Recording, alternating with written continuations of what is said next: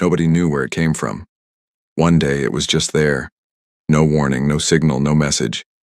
Just a ship, sitting alone in the dark, cold silence of space, like it had always been there, like it was waiting for something, or someone. The Galactic Council's long-range sensors picked it up first. A young alien officer named Grak was sitting at his station when his screen suddenly lit up with a red warning light. He stared at it for a moment, confused. Then he leaned forward and looked more carefully.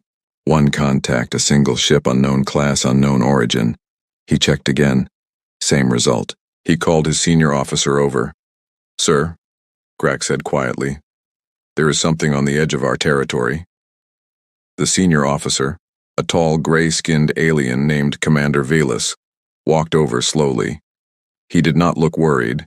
He looked annoyed, like someone had interrupted his meal for no good reason. He looked at the screen. He looked at it for a long time. "Is that one ship?" he asked. "Yes, sir," Grak said. "Just one." Commander Velas stared at the screen a little longer. Then he made a sound. It was a low, rumbling sound that on his planet meant something like a laugh. "One ship," he said again, almost to himself. "They sent one ship." He straightened up and walked back to his chair. "Send a patrol to look at it," he said. "5 fighters. Tell them not to waste too much fuel." He sat down and went back to his reports. He was not worried. He should have been. The 5 patrol fighters reached the location in less than an hour. Their leader was a pilot named Sorn. She had been flying for the Council for 11 years. She had seen many things in space, strange things, dangerous things, but nothing had ever made her feel the way she felt when she first saw the human ship. It was big. That was the first thing she noticed. It was very, very big. It was not the biggest ship she had ever seen. The Council had bigger ships, but there was something about the way this ship looked that made it feel huge. It was dark, almost completely black, like someone had taken a piece of the night sky and shaped it into a warship. There were no lights on it anywhere. No running lights, no navigation beacons, no glow from engines. Nothing. It was just dark and silent. "Council patrol to unknown vessel," Sorn said into her radio. "You have entered Galactic Council space. Please identify yourself and state your purpose." Silence. She waited. More silence. "Unknown vessel, this is your second warning. Identify yourself or we will be forced to take action." Nothing. The ship just sat there, dark and quiet and still, like it was not even listening, like it did not care. Sorn looked at her scanner readings. The ship was definitely there. It was real. It was solid. But her scanners could not tell her anything else. They could not see inside it. They could not read its energy levels. They could not even tell her how thick the hull was. It was like trying to scan a wall of complete darkness. "It's not responding," her co-pilot said. "I can see that," Sorn replied. She thought for a moment. "Take us closer," she said. They flew closer. The human ship got bigger in their windows. Up close, it was even more unsettling. The surface of the ship was completely smooth. There were no visible weapons ports, no missile tubes, no laser emitters, just smooth dark metal as far as they could see. And it was completely, absolutely silent. No engine hum, no power readings. Nothing. It looked dead, but Sorn did not think it was dead.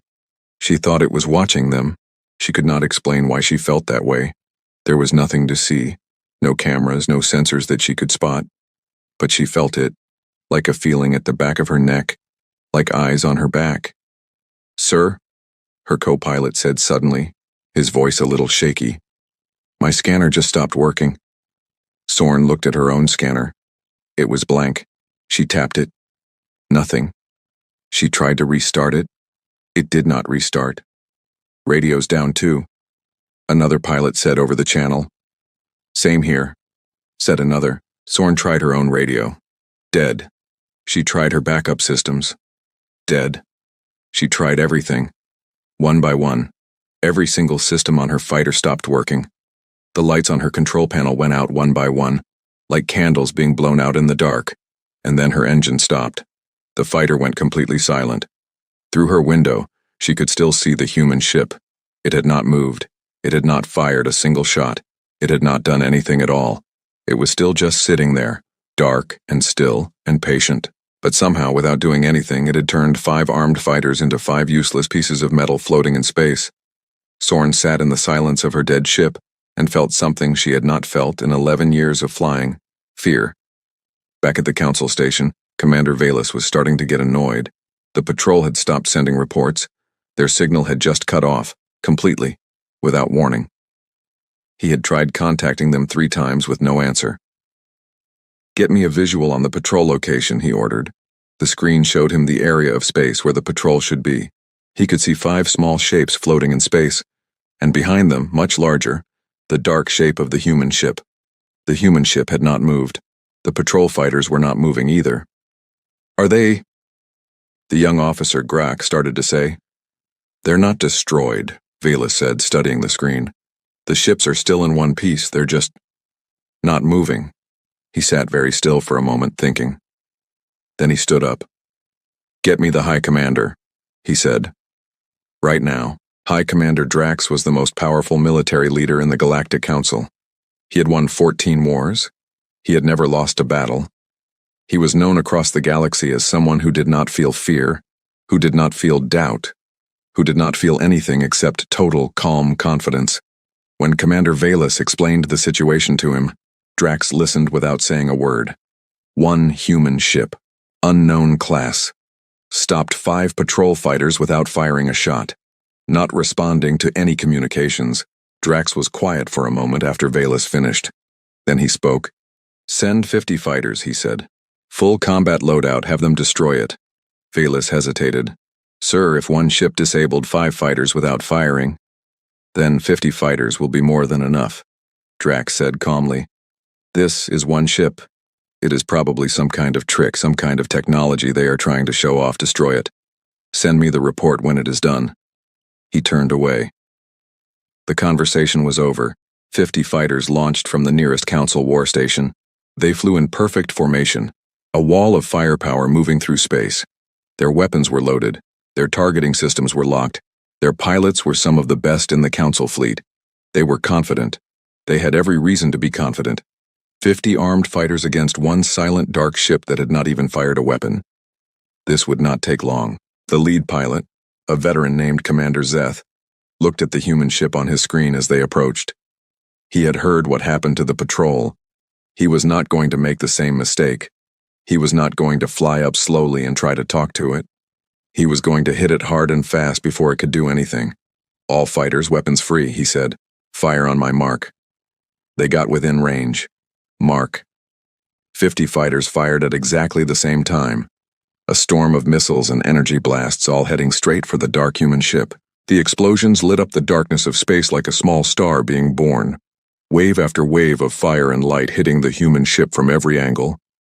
Zeth watched the explosions on his screen with satisfaction. Nothing could survive that. Nothing. The explosions faded. The light died down. Zeth looked at his screen. The human ship was still there, not destroyed, not damaged, not even scratched. It was sitting in exactly the same place it had been before, as if nothing had happened at all, as if 50 fighters had not just fired everything they had at it. "What?" Zeth started to say, and then his screen went blank. It happened to all 50 fighters at the same time. Every system, on every ship, at exactly the same moment, shut down. Engines, weapons, communications, life support, everything. All of it gone in 1 single second. 50 fighters floating silently in space, dead in the dark. And the human ship still had not fired a single shot. It had not moved. It had not done anything. It just sat there, surrounded now by 50 floating, powerless fighters. And it was completely, perfectly, calmly still. Back at the council station, the room was silent. Everyone was watching the screens. Commander Velas stood very still, his face unreadable. Grak sat at his station with his hands frozen over his controls. The other officers stood or sat without speaking, without moving, just watching. On the screen, the human ship began to move. Slowly, very slowly it turned, its dark hull rotating in the silence of space with a kind of quiet, unhurried confidence. like a creature that has been asleep and is now waking up, like something that was waiting has now decided it is time to stop waiting.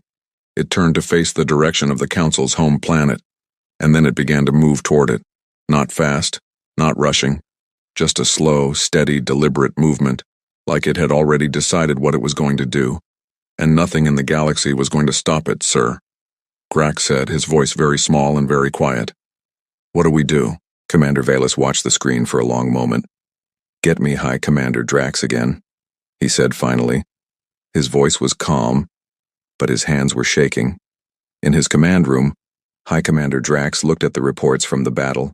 50 fighters, disabled, not destroyed, just disabled. The human ship, completely undamaged, now moving toward the core systems of the Council. He read the reports again. He set them down on his desk. He stood up and walked to the window of his station, looking out at the stars. For the first time in many years, perhaps for the first time in his entire life, Drax felt something cold moving through him. Not fear exactly. Something worse. The feeling of not understanding. The feeling of being in a situation where you do not know the rules, where your experience means nothing, where all your power and all your weapons and all your fighters have done exactly nothing. The human ship had disabled 50 fighters without firing once. What would it do when it decided to actually fight? He stood at the window for a long moment. Then he turned back to his desk and began making calls. If 50 fighters were not enough, he would send 300. He would send everything. Whatever this human ship was, whatever it could do, it was one ship. The Council had thousands. It could not win. It could not.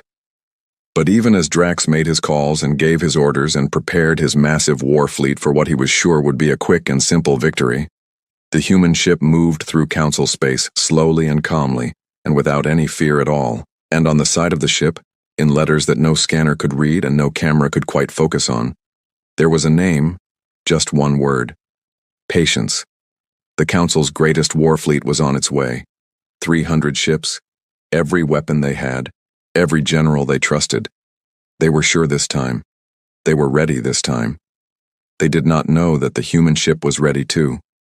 They did not know that it had been ready for a very long time. What happened next? Nobody in the galaxy would ever forget. 300 ships. That was what High Commander Drax sent. Not 50, not 100. 300 of the best warships in the entire Galactic Council fleet, loaded with every weapon they had, carrying the best pilots, the best soldiers, the best technology that thousands of years of alien civilization had ever built. 300 ships against one. Drax stood in his command room and looked at the fleet on his screen, and felt something return to him slowly, like warmth coming back after a cold wind. Confidence. No ship in the galaxy could survive this, no ship, no technology, no trick. Whatever the humans had done to his 50 fighters, it would not work again. Not against this, not against 300 warships firing all at once. He watched his fleet move through space toward the dark human ship. He almost felt sorry for it. Almost. The human ship did not run. When the Council fleet appeared on its sensors, when 300 warships came over the horizon of space like a metal storm, the human ship called Patience did one thing. It stopped. It was moving toward the Council home planet slow and steady, and when the fleet appeared, it simply stopped moving. It sat still in space and waited, like it had been expecting this, like it had known this was coming all along. Commander Zeth was not leading this fleet. After what happened to him and his 50 fighters, he had been quietly removed from duty. The new fleet commander was a general named Morg. He was older than Zeth, harder, more experienced. He had fought in 7 wars and won all 7. He did not get nervous, he did not get scared, but when he saw the human ship stop and wait for his 300 warships, something small and cold moved through him. A ship that was being chased by 300 enemies did not stop and wait. It ran, it hid, it begged. It did not just stop and sit there, calm and quiet like 300 warships were nothing more than mildly interesting. Morg pushed the feeling away. All ships, spread formation, he ordered, his voice flat and professional. Surround it. I want no escape routes. When I give the order, everyone fires at the same time, full power, everything we have. The fleet began to spread out, moving in a slow circle around the human ship, surrounding it from every angle. Above, below, left, right, in front, behind. The human ship watched them. It still did not move. It took 20 minutes for the fleet to get into position, 20 minutes of slow, careful movement, 300 ships forming a perfect circle around one dark, silent vessel. During those 20 minutes, Morg kept watching the human ship on his screen, waiting for it to do something, waiting for it to try to run or fire or react in some way. It did nothing. It just waited. When his fleet was finally in position, Morg took a slow breath. "All ships, this is General Morg," he said over the fleet channel. "Target confirmed. On my mark. Fire everything. All weapons. Full power. Simultaneous release. Do not hold back anything." He paused. Mark. What happened next was the largest single weapons discharge in Galactic Council history. 300 ships fired at exactly the same moment. Every missile, every energy cannon, every laser array, every plasma weapon, every piece of destructive technology that 300 of the most powerful warships in the galaxy carried, all of it released at the exact same second. All of it aimed at one point in space, the human ship. The weapons hit. The explosion was enormous. It was so large and so bright that Council sensor stations 3 star systems away picked up the energy reading. It lit up the darkness of space like a sun being born and dying at the same time, wave after wave of fire and destruction, rolling over and over the point where the human ship had been sitting. General Morg watched it on his screen. He let the explosions continue for a full 30 seconds. Then he raised his hand. "Cease fire." 300 ships stopped firing.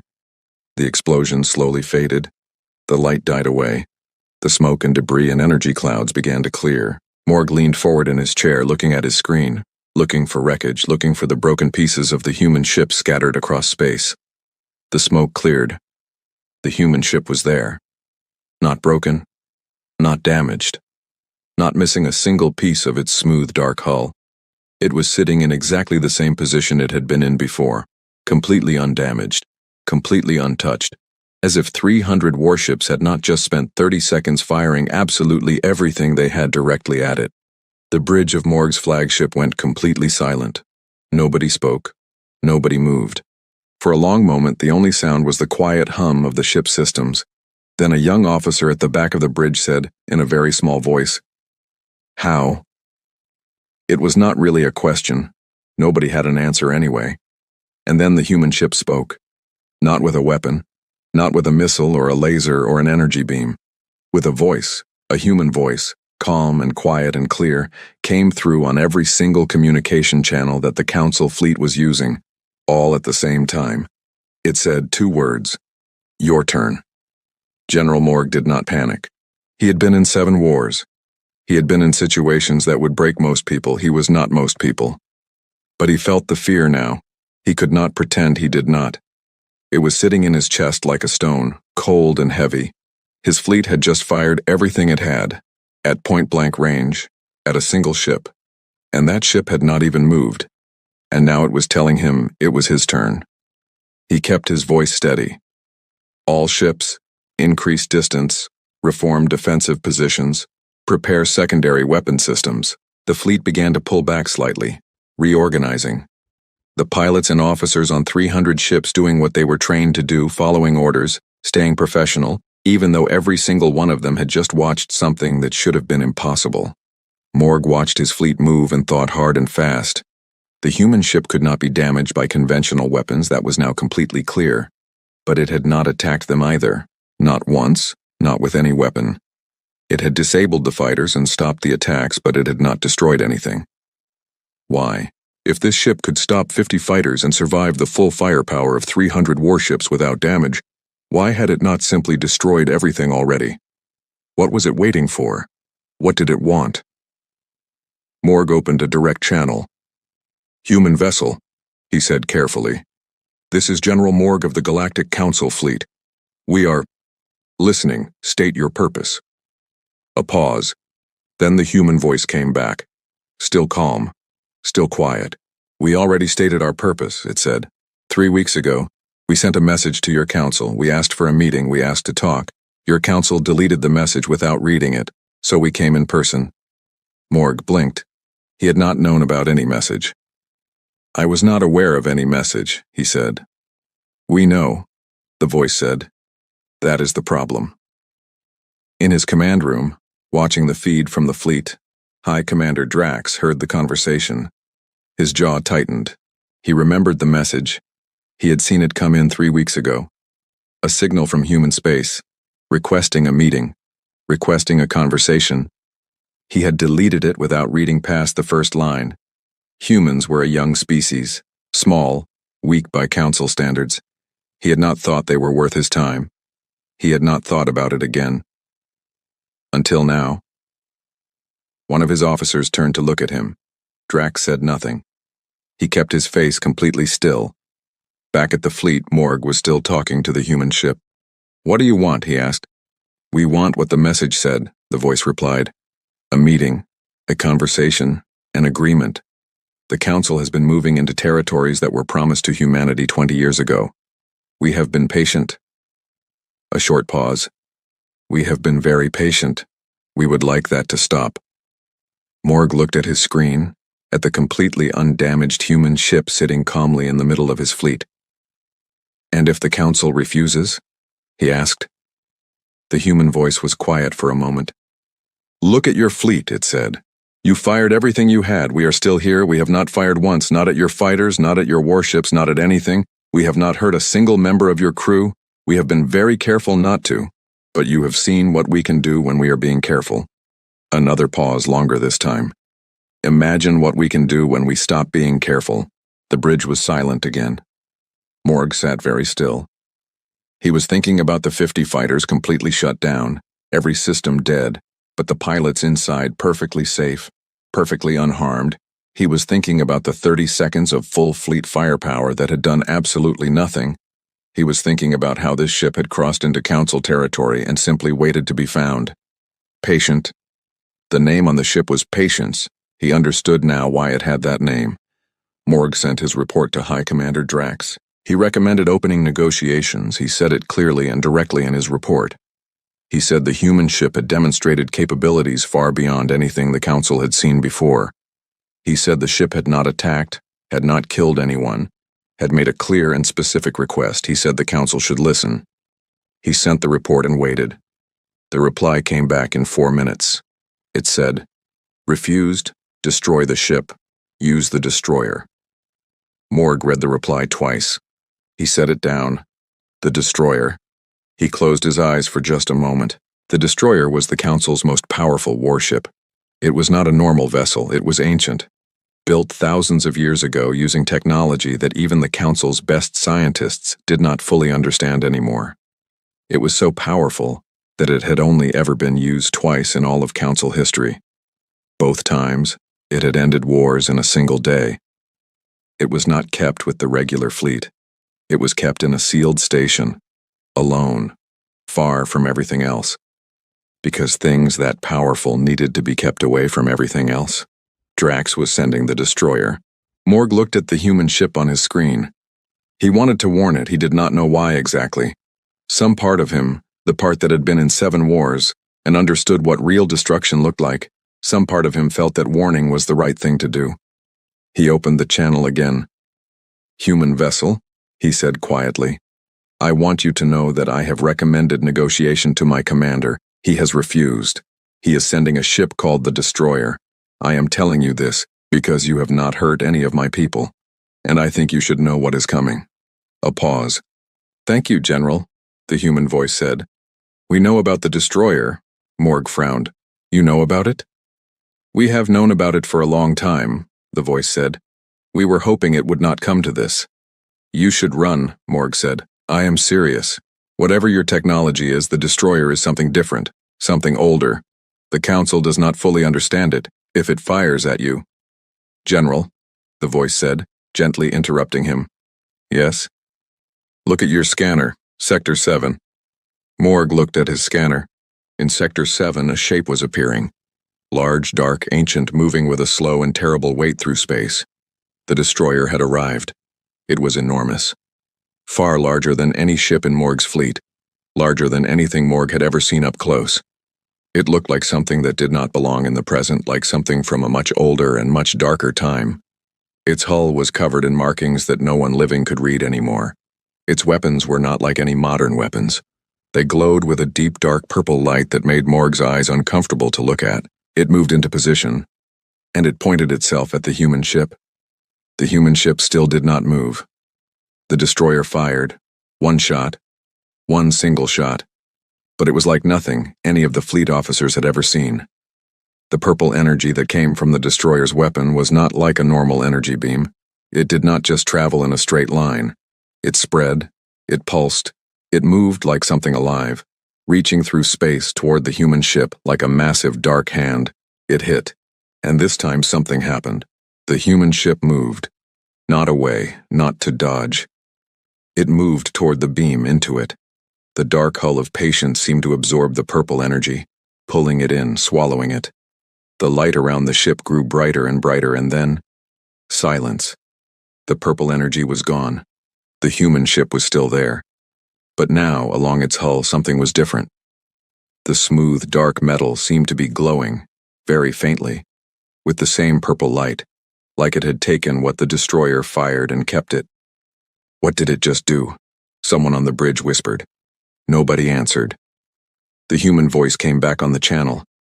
Still calm, still quiet. But this time, just slightly, there was something different in it. Something that was not quite anger but was close to it. Something that said, "We have been patient, and patience has a limit." "General Morg," the voice said. "Yes," Morg replied, his own voice barely above a whisper. "We are going to send something to every ship in your fleet now, to every station, to every base the Council has in this region of space. It is a small file. Please make sure your commander sees it." Morg swallowed. "What is in the file?" he asked. A pause, long enough to make the silence feel heavy. "Everything," the human voice said. "On 300 ships, on every Council station within range, on every screen, on every base." A small notification appeared, a file, received, unopened, waiting. General Morg looked at it on his own screen for a long moment. Then he looked at the human ship. Still sitting there. Calm, patient. Glowing very slightly with stolen purple light. Surrounded by 300 warships that had done absolutely nothing to it. He reached out slowly and opened the file. His face went completely white. He sat back in his chair. He sat there for a very long time, not speaking, not moving, just reading, just staring at his screen, with an expression that was not fear, exactly, but was something much deeper than fear. Understanding. He understood now. He understood everything. He reached for his communication channel with a hand that was not quite steady, and opened a line to High Commander Drax. "Sir," he said quietly, "what is in the file?" Drax demanded. Morg closed his eyes. "Sir," he said again, "you need to look at it yourself. I cannot explain it. You just need to look at it." A pause. "Morg," Drax said, his voice sharp. "What is in the file?" Morg opened his eyes and looked at the human ship one more time, sitting quietly in space, waiting with endless patience, knowing everything, having always known everything. "Sir," Morg said softly, "we were never fighting a ship." The file was open. General Morg was still sitting in his chair, still staring at his screen, still not speaking. His face had not changed since he opened it. It was still pale, still, like a man who had looked at something he could not unsee. Around him, his bridge officers were doing their jobs, watching their screens, monitoring the fleet, keeping everything running, but every few seconds, one of them would glance over at their general, and then quickly look away again. Because General Morg looked like a man whose entire understanding of the world had just been quietly, carefully, completely destroyed. On his screen, the file was still open. Pages and pages of information, maps, records, coordinates, names, dates, plans, conversations that were supposed to be private, decisions that were supposed to be secret, everything the Council had ever done in human territory, and everything the Council had ever planned to do, laid out in clean, clear, simple language. Humanity had known, not some of it, all of it. They had known everything.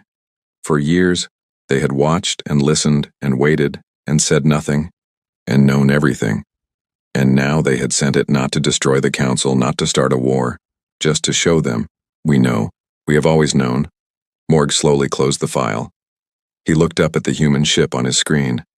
Patience. He understood the name now more than ever. High Commander Drax had opened the file. He sat in his command room alone, the door locked, his officers outside not daring to knock. The file was on his screen and he was reading it, slowly, line by line, page by page. His face was not pale like Morg's. His face was red, not with embarrassment, with anger. With the specific, dangerous anger of a powerful person who has just realized they were never as powerful as they thought. The anger of someone who has been watched without knowing it, who has been studied and recorded and documented, who has had all their secrets collected like specimens in a jar. He read a conversation he had had with his senior generals 3 years ago, a private conversation in a sealed room, with signal blockers active. Humanity had it, word for word. He read plans for military movements that had never been made public, plans that existed only in encrypted council files on isolated systems that were not connected to anything. Humanity had those too. He kept reading. The further he read, the heavier the stone in his chest became, because it was not just what humanity knew, it was what the file said at the very end. The last page, just a few short lines, it said, "We have had this information for 6 years. We have not used it. We have not shared it. We have not made it public. We sent you a message 3 weeks ago asking to talk. You deleted it without reading it. We are giving you one more chance. This file goes to every major news network in the galaxy in 24 hours unless we receive a response. We do not want war. We want what was promised to us. Talk to us." Humanity. Drax sat back in his chair. He sat there for a very long time, but Drax was not a man who accepted situations quietly. He was a man who fought, even when fighting was not smart, even when fighting was not right. He had built his entire life on the idea that power was the only language worth speaking, and that anyone who showed a softer option was showing weakness. He reached forward and opened a channel to General Morg. "Destroy the file," he said. Morg was quiet for a moment. "Sir, the file is already on every ship in the fleet. I cannot." "Delete it from every system," Drax said. "Tell the crew it was a fake, a human trick. Tell them not to believe it." Another pause, longer this time. "Sir," Morg said carefully, "with respect, the information in the file is verifiable. My officers have already begun checking parts of it against our own records. It is not fake." "It does not matter if it is real," Drax said, his voice dropping lower, harder. "What matters is what we do next. We do not respond to threats. We do not negotiate with a single ship that is sitting in our space telling us what to do. We have the destroyer. We have 300 warships. We use them." "Sir, the destroyer already fired," Morg said quietly. "It did nothing." "Then we fire it again." "Sir, that is an order, General." The channel closed. Morg sat with the dead channel for a moment. Then he looked at the human ship. He did not give the order to fire, not yet. Instead, he opened the channel to Patience. "Human vessel," he said, "I need to tell you something." "We know," the human voice said. "He is going to fire the destroyer again. We expected this." Morg frowned. "You expected it? We have been watching High Commander Drax for 6 years, the voice said, with something that was almost patience, almost amusement, but not quite either. "We know how he thinks. We know what he will do. We know what comes next, General. Please move your fleet back. Give yourself distance. What happens next is going to be very bright." Morg stared at his screen. "What are you going to do?" he asked. A pause. "Something we hoped we would not have to do," the voice said. The door opened. On the side of the human ship, Patience, a panel slid back, smooth and silent. A door, not a weapon port, not a missile tube, a door, large enough to fly a small ship through and from the darkness inside. Something came out. It was small. That was the first thing every officer in the fleet noticed. After the size of Patience, after the enormity of the destroyer, after 300 massive warships, the thing that came out of the door was small. It was roughly the size of a single fighter, maybe a little smaller.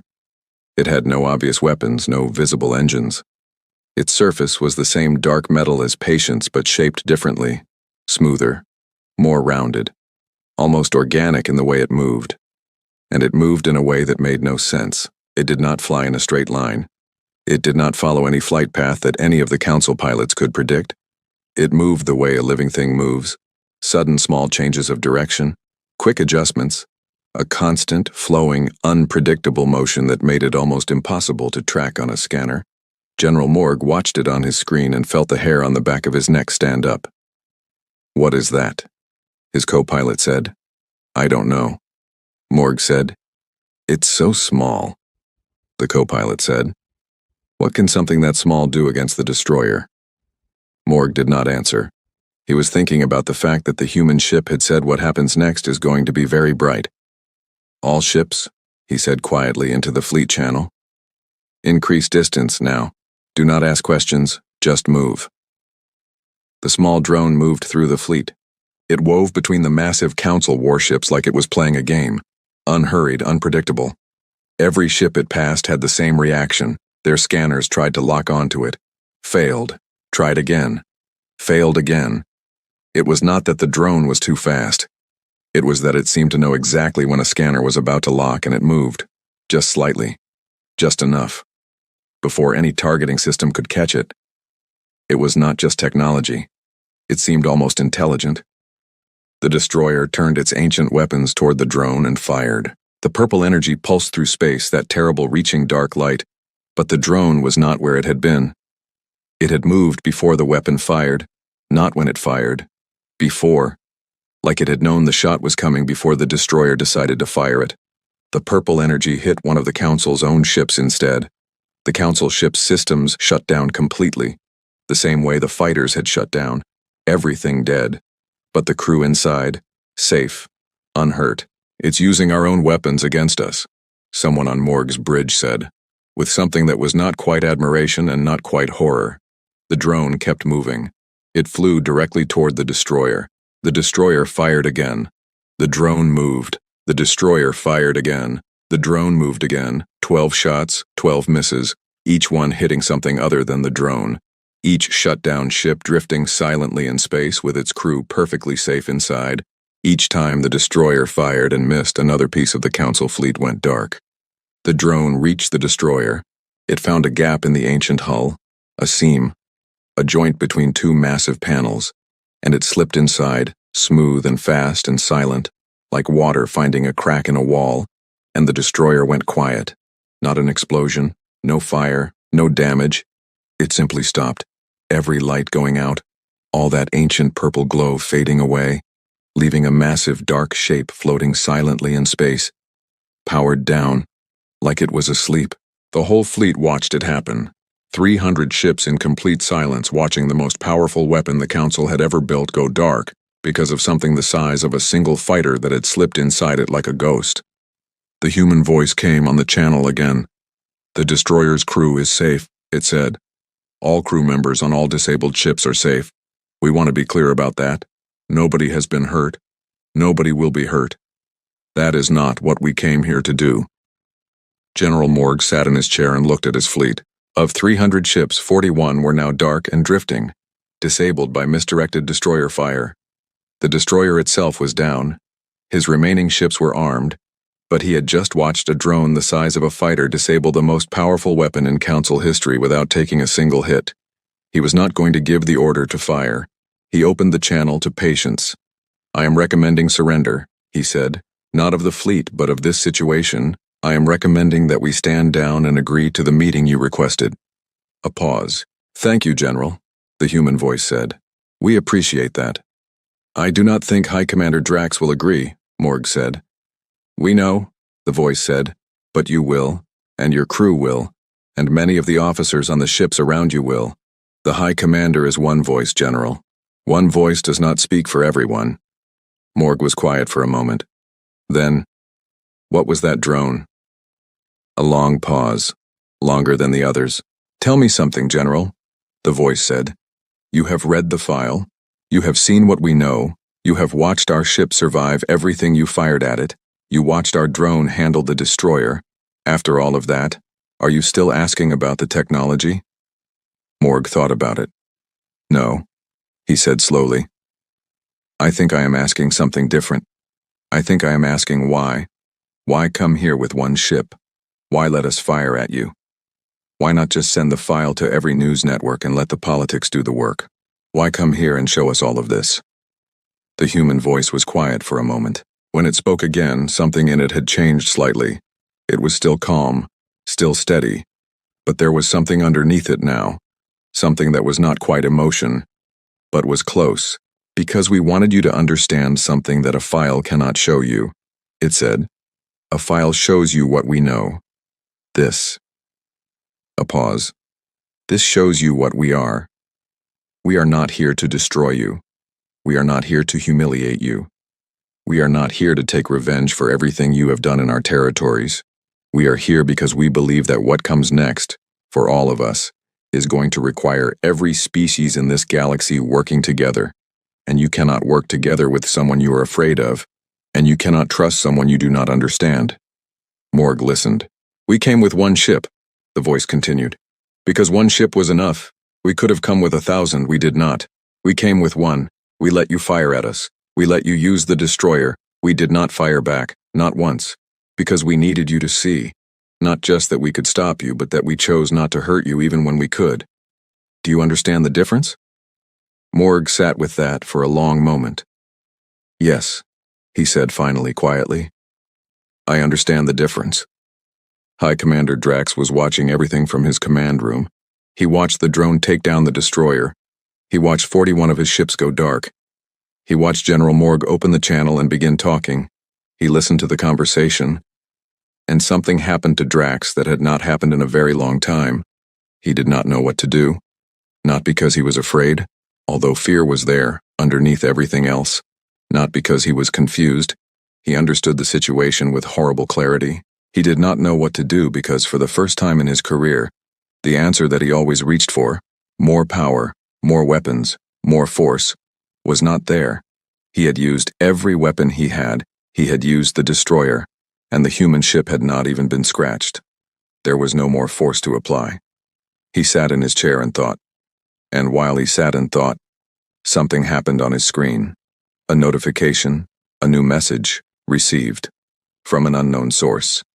He opened it. It was short. Just 3 lines. Hi, Commander Drax. We know you are watching, we know you are thinking, we know what you are going to decide. The question is not whether you are going to stop. The question is whether you are going to stop before or after we make everything public. You have 4 hours. Drax read it 3 times. He set it down. He looked at the time. 4 hours. He reached slowly for his communication panel and opened a channel to his senior political advisor, a quiet, careful alien named Sorrel, who Drax had never fully trusted because Sorrel always preferred talking to fighting. Sorrel, Drax said. Sir. Sorrel answered immediately. Come to my office.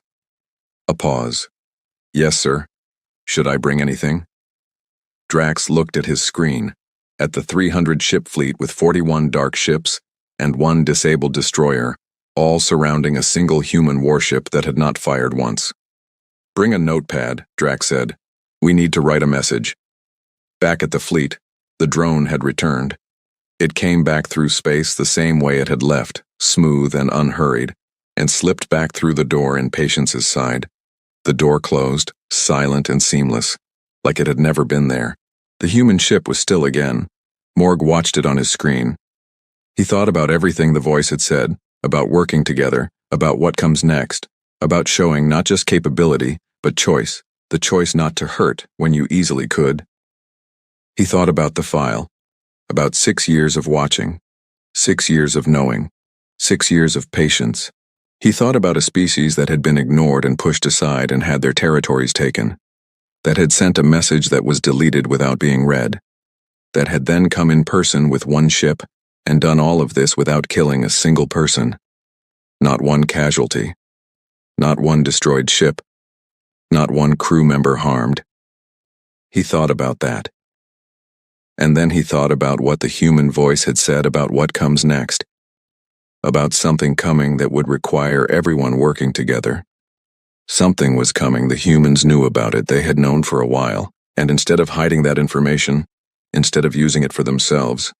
They had come here to their enemies, to the people who had ignored them and taken their territories and fired 300 warships at them, and they were trying to make peace. Because they thought peace was going to be necessary, General Morgue sat in his chair for a long moment. Then he opened a channel to his fleet. "All ships," he said. "Stand down weapons. Full stand down. Nobody fires unless I personally give the order. We are waiting." A pause from the fleet. Then slowly, one by one, confirmations came in from each ship. Standing down. Standing down. Standing down. 300 ships, lowering their weapons, surrounding the human warship, Patience, which sat in the center of them, still and dark and patient, still waiting, still not afraid. Morgue opened the channel one more time. "Human vessel," he said. "Yes, General," the voice replied. "What is coming?" he asked. "What is it that requires everyone to work together?" The human voice was quiet for a long moment. When it spoke, it was quieter than before, more serious, like someone saying something they had been carrying for a long time and were finally putting down. "Something found us," the voice said. "Something very old, something that was here before any of us, something that has been watching this part of the galaxy for a long time." Morgue felt cold. "What did it do?" he asked. "It sent a message," the human voice said. "What did the message say?" Morgue asked. A pause. Long, heavy. The kind of silence that sits in the air before something changes everything. "It said," the voice replied slowly. "Impressive." Another pause. "Now face us. Now face us." Those two words hung in the silence of space like something heavy dropped into still water. General Morgue sat in his chair and did not speak. Nobody on his bridge spoke. 300 ships surrounding one human warship, and every single person on every single ship was completely, perfectly, absolutely silent. Because they had all heard it, the human voice had opened the channel to the entire fleet when it said those words. Every officer, every pilot, every crew member on every ship had heard them at the same time. Something old. Something that had been watching. Something that had sent a message. Morgue sat with it for a long moment, turning the words over in his mind, feeling their weight, feeling what they meant not just as information but as a reality, a thing that existed in the universe, a problem that did not care about the war between humans and the Council, that did not care about territories or agreements or files or one dark warship sitting in the middle of a fleet, something bigger than all of it. He opened the channel to Patience. "How long have you known?" he asked. 4 years, the human voice said. 4 years, Morgue repeated quietly. "We spent 2 years trying to understand what we were dealing with," the voice said. "Then we spent 1 year deciding what to do about it. Then we spent 1 year trying to get the Council to talk to us. The message we sent 3 weeks ago, the one your High Commander deleted without reading, that message contained all of this information. We were trying to warn you." Morgue closed his eyes for a moment. "And it was deleted," he said. "And it was deleted," the voice confirmed. The silence between them was not empty. It was full of everything that had happened because of that one decision.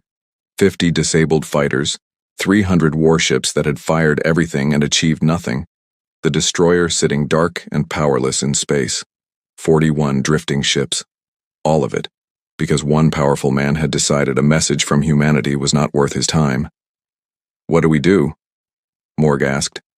"That," the human voice said, "is exactly what we came here to discuss." High Commander Drax had heard it too. He sat in his command room with his political advisor Sorel, and they had both heard the human voice say those 2 words through the open fleet channel, and now they sat in silence, the notepad on the desk between them blank, the message that was supposed to be written still unwritten. Sorel spoke first. "Sir," he said carefully, in the quiet voice he used when he was about to say something he knew Drax did not want to hear. "I think the situation has changed." Drax said nothing. "Whatever we were planning to write," Sorel continued, "I think we need to write something different now." Still nothing. "Sir, if what the human ship is saying is true, if there is genuinely something out there that requires a coordinated response from multiple species, then the conversation we need to have with humanity is not about territories or agreements." Sorel paused. It is about survival. Drax turned to look at him. His face was hard, his jaw was tight. His eyes had the look they always got when he was fighting against something inside himself. Some instinct, some reflex built from decades of being the most powerful person in every room. "You believe them?" he said. "I believe," Sorel said slowly, "that a species which spent 4 years gathering information, 2 years analyzing it, came here with one ship, survived everything we threw at them without firing back, and still has not hurt a single member of our crew, is not a species that is making things up to frighten us." He paused. "I believe they came here in good faith. I believe they have been trying to warn us, and I believe we have been making it very difficult for them to do that." Drax looked away. He looked at the screen showing the fleet, the drifting ships, the silent destroyer. He looked at it for a long time, and then he did something that he had not done in 30 years of military command. He picked up the communicator himself, not through an officer, not through a relay, not through Morgue. He picked it up with his own hand and opened a direct line to the human ship, and when the channel connected, he did not wait for the human voice to speak first. "This is High Commander Drax," he said.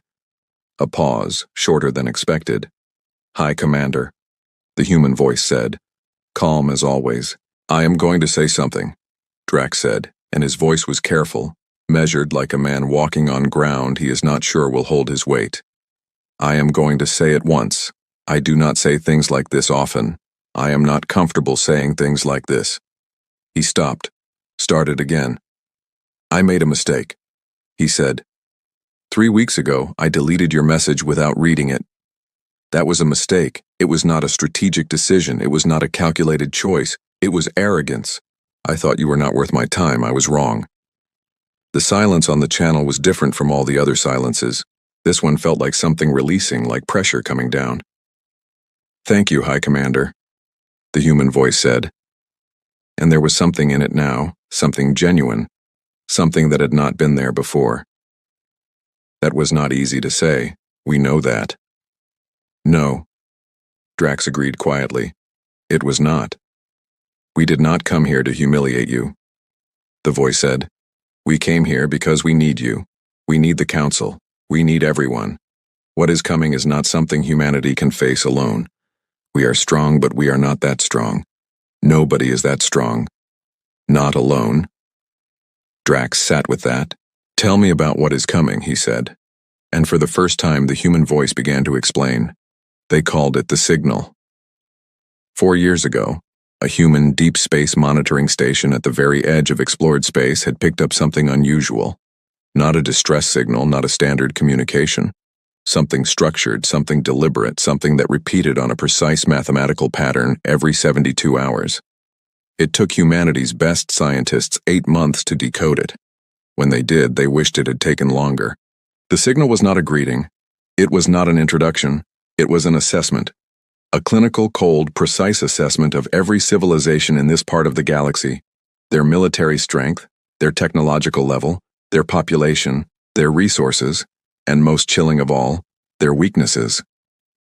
Whoever sent it had been watching the galaxy for a long time, long enough to know things that no outside observer should know, long enough to have mapped every major species, every major power, every significant military force, and at the end of the assessment, in the same precise mathematical language, a single statement, insufficient. That was the word they translated. Insufficient. All of it. Every civilization, every military, every species taken alone. Insufficient. And then the 2 words that followed it. Now, face us. Morgue had been listening on the channel. When the human voice finished explaining, he sat back in his chair and stared at the ceiling of his bridge for a moment. He was a man who had been in 7 wars. He had faced things that most people never faced. He had stood on the edge of defeat more than once and found a way through. But this was different. This was not a war with an enemy you could see and understand and outmaneuver. This was something that had looked at the entire galaxy and found it lacking. Something that had watched from a distance and decided it was time to stop watching. Insufficient, he said quietly to no one in particular. His co-pilot heard him. "Sir?" "That's what it said about all of us," Morgue said. "Insufficient. Every civilization, every military, everything we have built and every weapon we have made, all of it, not enough. His co-pilot was quiet. So what does that mean? She asked finally. Morg looked at the human ship on his screen. It means, he said slowly, that the humans are right. It means we need each other. On Patience, the human voice was still speaking to Drax. We have been building a response for 2 years, it said. Not a military response alone, something bigger. We have been quietly making contact with other species, building partnerships, sharing the information, working on technology that no single species could build alone. We have made progress, real progress. But we need the Council. The Council has resources and knowledge and reach that nobody else has. Without you, what we are building is not enough. Drax listened. What are you building? He asked. A fleet, the voice said. But not a fleet like any fleet that has ever existed. Not ships fighting separately for their own species. One fleet, every species, every ship, every weapon, coordinated, united, fighting together under a shared command structure. You want the Council to join this fleet? Drax said. We want the Council to help lead it, the voice said. Your military experience, your resources, your reach, these are things that this fleet needs. We are not asking you to serve under us, we are asking you to stand beside us. A long pause. High Commander, the voice said quietly. We came here with one ship because we wanted to talk. We came with this ship because we needed you to see who we are before we asked you for anything. We are not your enemy. We never were. We are the species that tried to send you a warning and got deleted. We are the species that came back anyway. We are the species that survived everything you threw at us and still did not fire back. Because we need you alive and whole and angry enough to fight. Another pause. Angry enough to fight what is coming, the voice said. Drax sat in the silence for a moment. Then quietly, almost to himself, he said, What happens if we say no? The human voice was gentle. Then we keep building. It said, We do not stop. We cannot stop. We will face what is coming with or without the Council, but if we face it without you, the odds are not good. For any of us. Drax looked at Sorrel. Sorrel looked back at him. Neither of them spoke. They did not need to. What happened next? Nobody expected. Not Morg. Not Sorrel. Not the thousands of crew members on 300 ships. Not even the human voice on Patience. High Commander Drax stood up. He straightened his uniform. He stood at his full height. He looked at his screen showing the fleet, the disabled ships, the Dark Destroyer, the single human warship sitting calm and patient in the center of it all. And then he walked out of his command room, through the corridors of his station, past his officers who stopped and stared, past the guards who fell into step behind him automatically, through the docking bay, into a shuttle. He flew the shuttle himself across the space between his station and the fleet. Through the fleet between the massive ships, past the drifting disabled vessels and the silent destroyer. To Patience, he flew his personal shuttle directly to the human warship and opened a docking request channel. For a moment, nothing happened.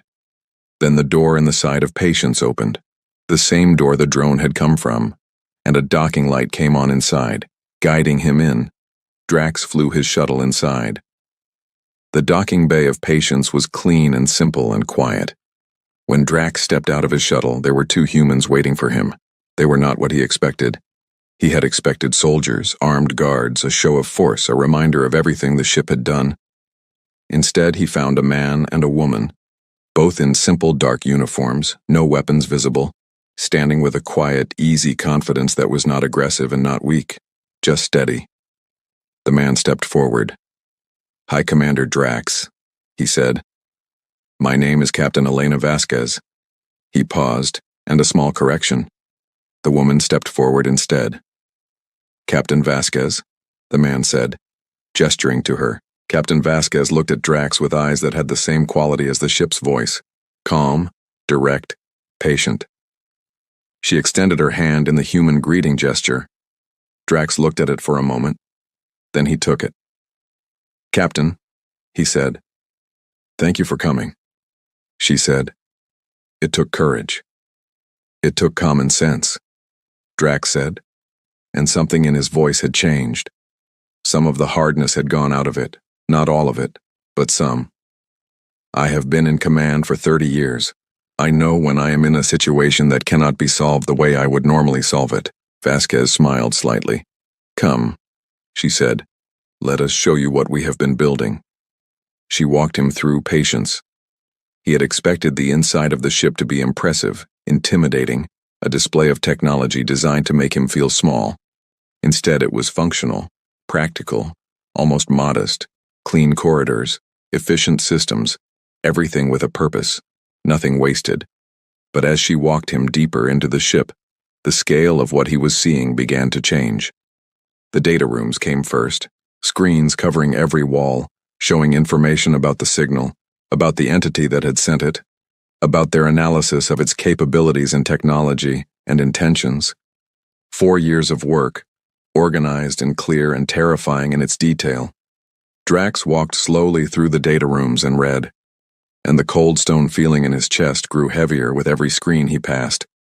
Then she showed him the communication arrays, signals going out to 17 different species, ongoing conversations, ongoing negotiations, a network of alliances being quietly built across the galaxy while the Council had been focused on its own affairs.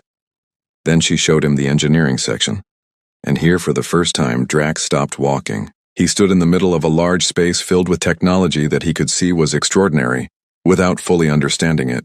Drives and systems and weapons designs unlike anything he had ever seen, not just improved versions of existing technology, something genuinely new, built not by one species but by combining the best ideas from multiple species, human engineering and alien physics and council materials science, all woven together into something that was better than any of them could have built alone. This is what you have been building? He said. This is part of it, Vasquez said. We started with what we had, then we added what others gave us. Every species we brought in contributed something, changed something, improved something. The ship you see now is not the ship we started with 4 years ago. Every alliance made it stronger. Drax looked around the room. And you want the Council's contribution? He said. We want the Council, Vasquez said simply. Not just what you can add to the ship, you, your people, your knowledge, your experience. High Commander, the Council has been at the center of galactic politics for 500 years. You know things. You have relationships. You have trust with species that will not talk to us yet. We need all of that. Drax was quiet for a long moment, looking at the technology around him, thinking about the data rooms, thinking about the signal, thinking about the word insufficient and what it meant. If we join, he said slowly. The Council does not serve under anyone. We have never served under anyone. Nobody serves under anyone, Vasquez said. That is the whole point. This is not a human fleet with alien helpers. This is something new. Every species equal. Every voice heard, every contribution valued. We designed the command structure that way deliberately, because we knew that no species would join something where they felt like they were second. Drax looked at her. You thought about everything, he said. We had 4 years, she said with that small smile again. He made the decision standing in that room, not because he was forced to, not because he had no choice, not because he was afraid, although he was. Anyone reading those data rooms would be afraid. He made it because standing in that room, looking at what had been built from cooperation and trust and shared purpose, he understood something that 30 years of military command had not taught him. Power was not just weapons. Power was not just ships. The most powerful thing in that room was not the technology. It was the idea. One fleet, every species, together. He turned to Vasquez. There is one condition, he said. She waited. General Morgue, he said. He was the first council officer to recommend standing down. He was right before I was. He acted with more wisdom than his high commander. A pause. He should be part of the command structure. Whatever role you give me, he should have one of equal standing. Vasquez looked at him for a moment. Then she extended her hand again. Agreed, she said. Drax took it. Back on his flagship, Morgue received a message from High Commander Drax. It was short, it said. Stand down all weapons. Send a diplomatic team to Patience. We are having a conversation that should have happened 3 weeks ago. Morgue read it twice. Then he looked at his co-pilot, and for the first time in days, something that was almost a smile crossed his face. "All ships," he said into the fleet channel. "Full stand down, power down all weapons, we are done fighting today." One by one across the fleet, weapons powered down, targeting systems disengaged, the hum of battle-ready ships dropping to the quieter sound of ships simply existing in space. 300 ships standing down, surrounding one human warship that had never raised a weapon at all, and in the dark of deep space, far beyond the edge of explored territory, beyond the monitoring stations and the listening posts and the long-range scanners, something moved. Something old. Something patient in a way that made patience look like it had just learned the word. It had watched the exchange between the human ship and the Council fleet. It had watched with instruments that no species in this part of the galaxy knew existed. Watched the firing and the disabling, and the conversation, and the shuttle crossing the gap between the station and the ship. It processed what it had seen. It updated its assessment, and in its cold, precise mathematical language, in a file that no one in the galaxy could read yet, it changed one word. Insufficient became something else. The word it changed it to did not have a direct translation in any Council language, but the closest meaning was this: interesting. 3 years later, in a galaxy that was quieter and more connected and more afraid and more prepared than it had ever been before, the signal came again. But this time, when it arrived at the human monitoring station at the edge of explored space, it was not decoded by human scientists alone. 43 species worked on it together, and when they decoded it, the message was different from before. It was not an assessment, it was not a statement, it was a question. One single question, in that cold and precise mathematical language, a question that took 17 of the best minds from 12 different species 3 weeks to translate correctly, and when the translation was finally confirmed, when they were sure they had it right, when Captain Vasquez read it standing in the data room of Patience with High Commander Drax beside her and General Morgue on the screen, and representatives of 41 other species watching from their own ships and stations, she read it aloud, and the question was this: "Are you ready?" She looked at Drax. Drax looked at Morgue. Morgue looked at the representatives of 41 species, and then he looked at the camera and smiled. They sent one reply: no fleet, no weapons, no show of force, no strategy, no politics, just words. 3 words. We deleted nothing.